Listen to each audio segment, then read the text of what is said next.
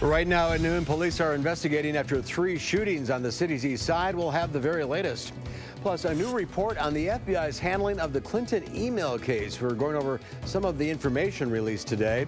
Plus, what one local church group is doing to make sure people in Central America have clean water. This is News 3 at noon.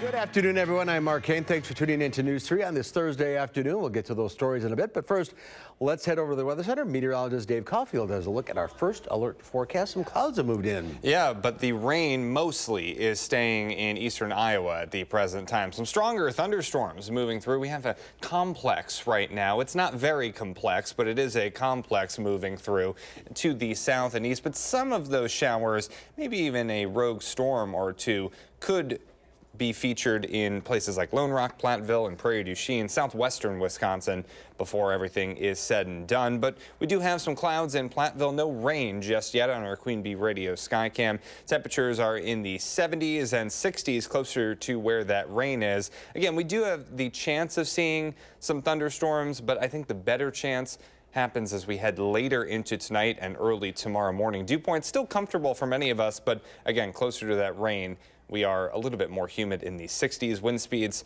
not too bad right now out of the south and east at about 5 to 10 miles per hour. Your forecast first, as we head into this evening, temperatures should make it close to 80 degrees for south central Wisconsin. Then we're dropping into the 60s, and that's where we're starting off our Friday. Again, maybe some thunderstorms, maybe some showers. We'll go over those possibilities in your first alert forecast in just a few minutes. And I assume the sun has to come out to get to the 80s. Yes, that would be ideal. All right, we'll see what happens, as they say. Thank you, Dave. We'll see you in a few minutes. Topping the news today, Madison police are investigating an attempted homicide on the city's east side. Officers called to the parking lot of the KIPP Corporation. That's just west of the Old Brook Botanical Gardens, shortly after 11 o'clock last night for a report of shots being fired. When police arrived, they didn't find any victims or suspects, but they did find shell casings and blood on the ground. According to Madison police, a 32-year-old man arrived at the hospital with a gunshot wound that is not considered life-threatening.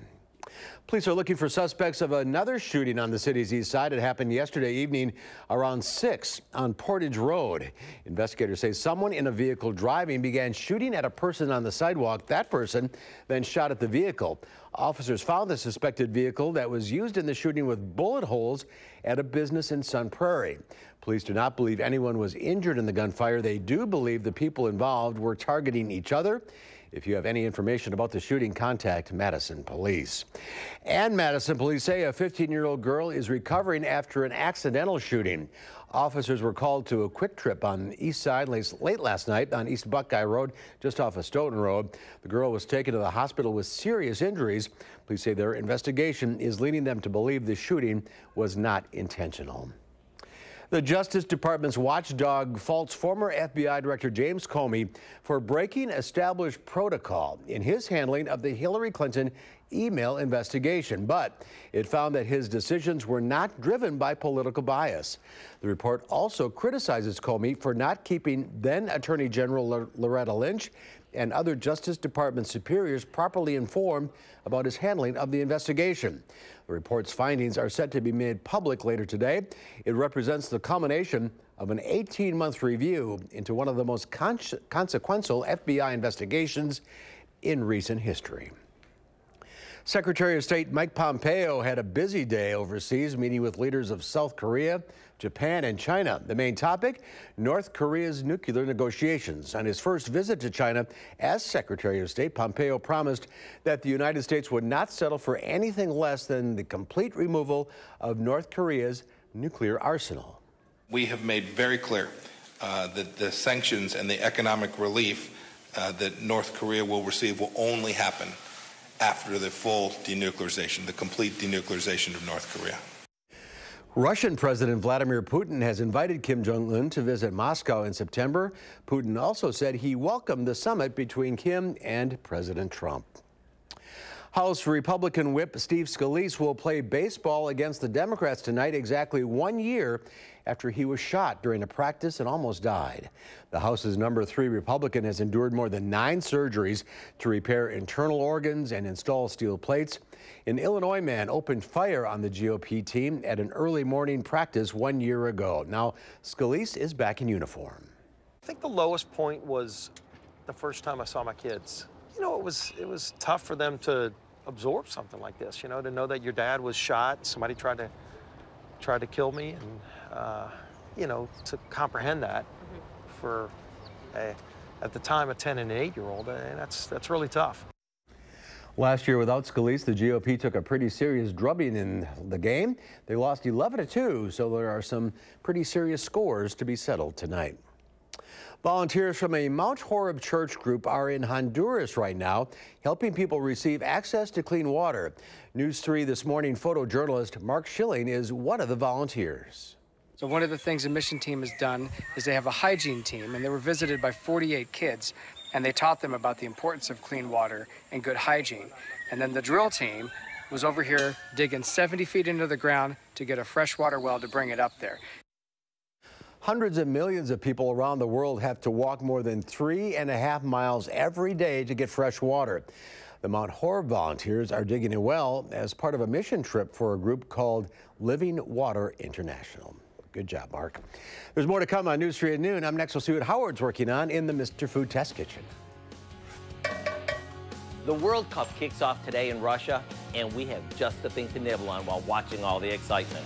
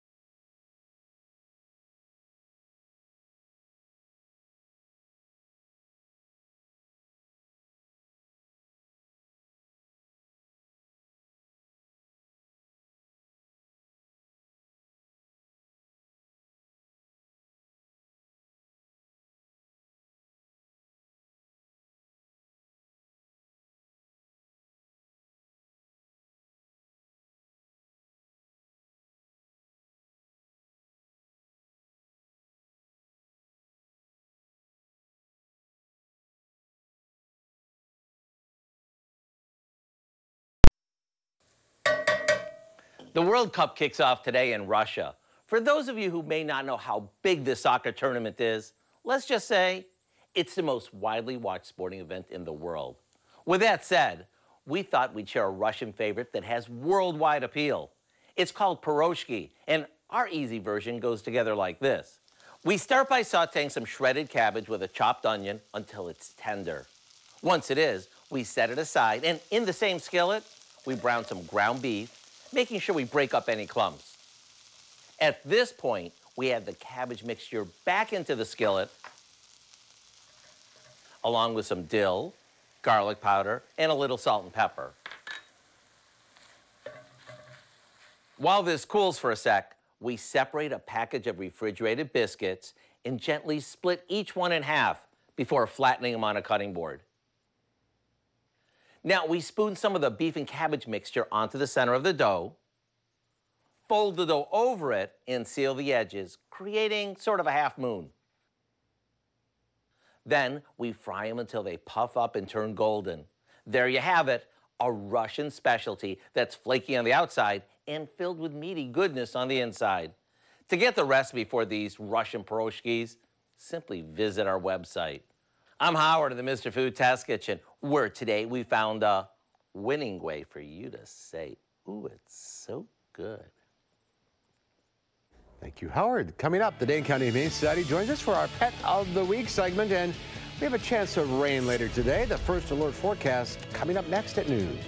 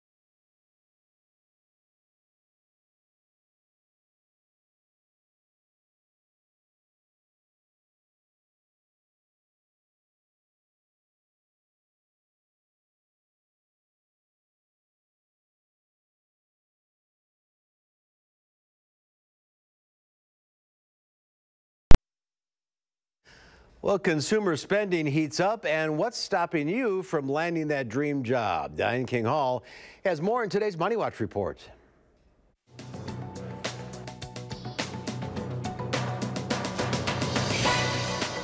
Consumers spent more money on home improvement, fuel, and eating out last month. According to the Commerce Department, retail sales rose 0.8%. That is the biggest increase in 6 months. Steady job gains are helping Americans feel more confident about spending. Twitter is undergoing an overhaul designed to draw attention to important news first. With the new format, users will receive breaking news notifications based on subjects they've demonstrated an interest in. The Happening Now section will be driven by breaking news and live events. The update is expected to roll out in the coming months. Sprint says it is ending its $15 promotion this week. The company launched the deal last week, offering new customers unlimited talk, text, and data. The deep discount was aimed at luring people away from competitors like AT&T and Verizon. The online-only deal ends on Friday.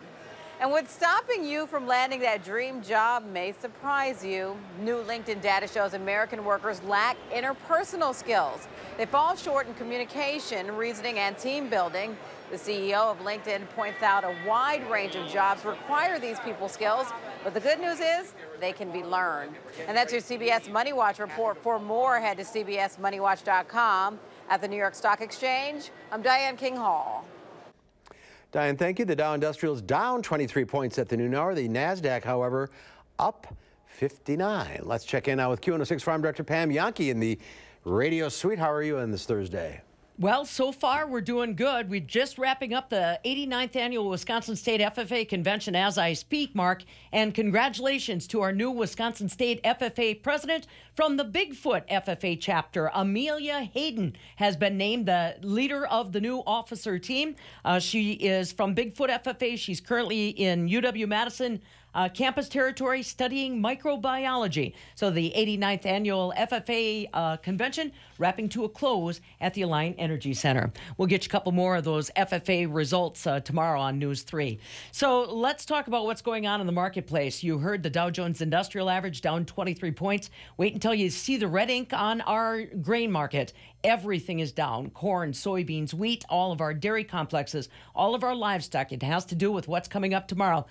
Could be the first day that we start getting some indication on whether the Trump administration is going to go through with all those tariffs against China.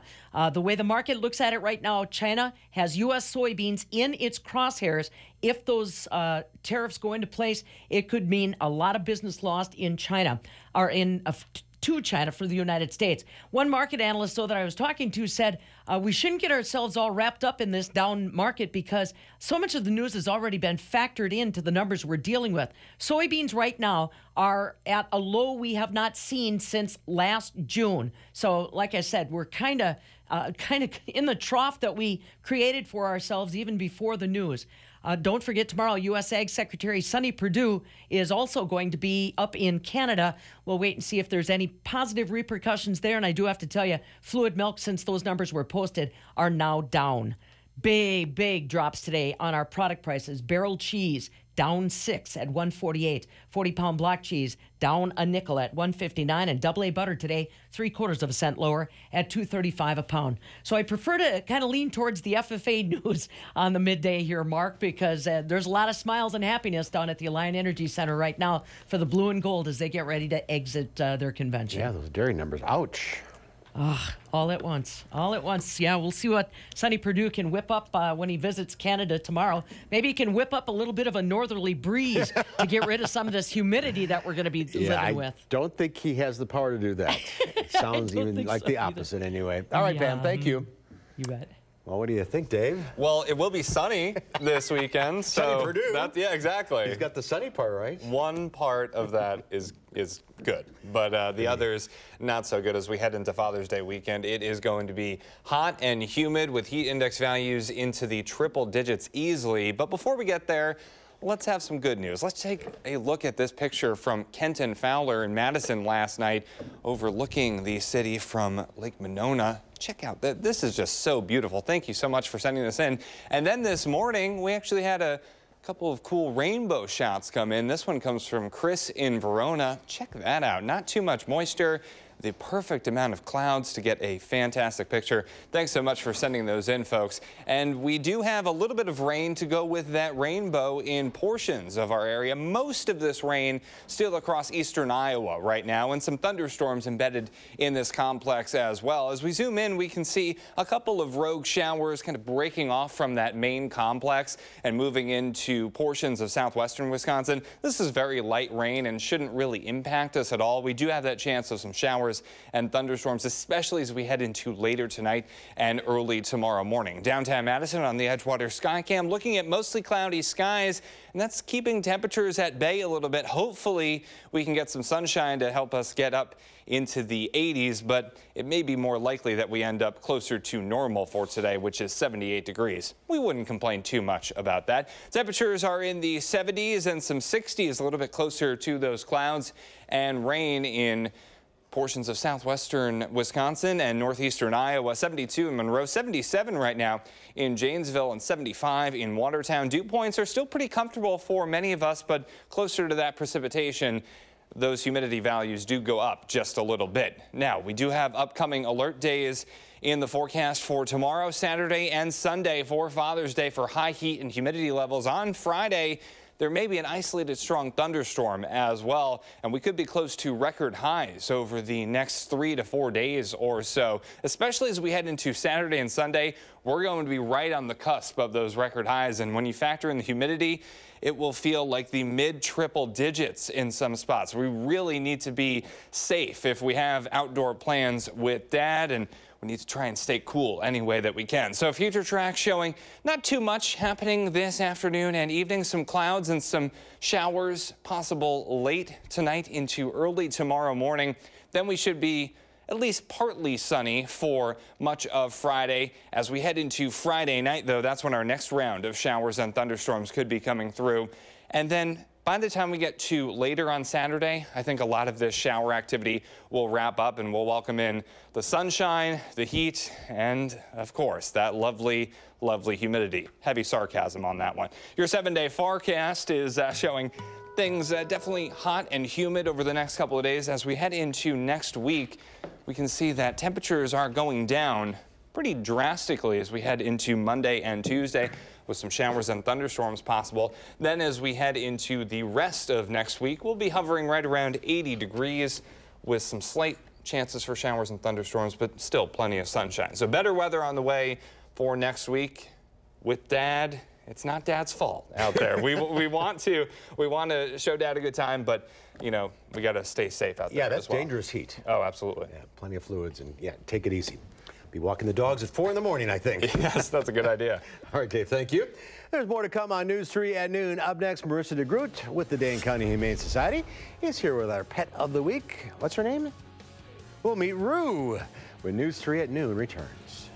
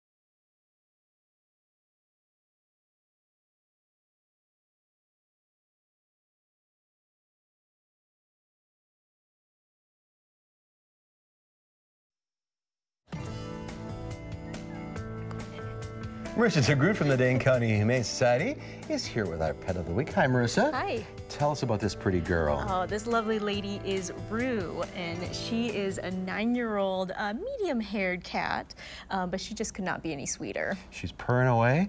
So she's a return visitor to the Humane Society. Yeah, so about 9 years ago, Rue, as a kitten, came into Dane County Humane Society, and she was just surrendered. Unfortunately, her family just didn't quite have enough time to devote to this lovely lady, so we are looking for a great new home for her. She needs a little diet. Yeah, she's got a little extra fluff on her. Haircut. So yeah, a family that can, you know, even though she's a senior, she's an active girl. She does like to play a little, but she is a serious lap kitten. She wants to just snuggle up. And she's got this little squeak. I know. Yep. She is a sweetheart. She will give you those head bumps all day. Yeah, you're a head bumper, aren't you? Oh, you're so pretty. Look at that face. So about 9? Yep, so just barely a senior, but we'd love to get her some attention because we are getting a lot of those kittens in, but those senior kitties need wonderful homes too. Yeah, she is a great looking cat, that's for sure. All right, so what do you got going on this week? Oh, well, we have got a lot of folks, you know, with school going out and maybe summer coming, a lot of people are holding those fundraisers for us. Kids holding bake sales, lemonade stands, and we want to help people out with that. So they can go to giveshelter.org, and we're going to help you out with all different fun ways to raise funds for DCHS if you can't adopt, or a lot of fun ways to do that. So you have a list of things going on? Yep, events that you can attend and fundraisers that you can host yourself. Dog wash caught my eye. I got 2 that could use that right now. All right, speaking of dogs, last week. The lovely Meg, and she is still looking for a loving home. Come meet her. She is actually hanging out in my office probably right now. So come to the adoption center, ask for Meg or ask for Rue. She came from down south, right? She did, overcrowded shelter down in Birmingham, Alabama. I got a beating from her tail, I remember that. Yes, enthusiastic tail wag. Let's get her a home too, and let's get Rue a home. You're a pretty girl. All right, and watch out for the heat this weekend with your pets. Make sure they have plenty of water. And yep, stay hydrated and walk them early. Yes. All right. Let's, if you want information on Rue or all the animals available, go to giveshelter.org. Call 838-0413 for information. Marissa, thank you. Thank you. We'll see you next week. And here is Dave with one final check of the forecast. Good advice on walking those pets early because it will be very hot and humid this weekend. Before we get there, though, some showers and maybe a few thunderstorms possible, especially as we head into later today. Live look in Madison at the cloudy skies. Temperatures still should make it into the upper 70s and possibly the low 80s this afternoon. Partly sunny and comfortable. Again, we have those showers and thunderstorms tonight, and the humidity is back this weekend. Okay, that's our time for now. Thanks for watching. We'll see you back here at 4. Have a great afternoon.